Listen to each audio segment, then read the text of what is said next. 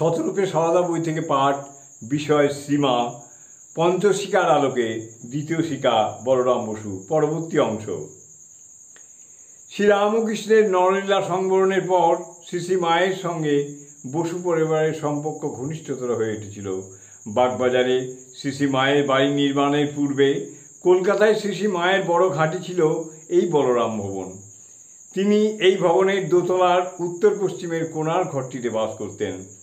বিরহ বিধুরা শ্রী মাকে পুত্রতুল্য বলরাম সাদরে নিজের বাড়িতে এনে সেবা যত্ন করেন। শোকাধুরা জননীকে তীর্থ দর্শন করাতে উদ্যোগী হন।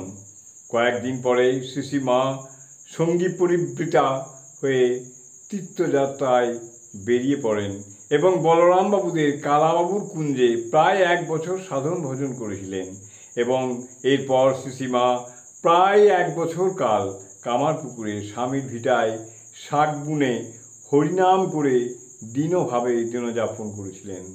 জয় মা, জয় মা, জয় মা।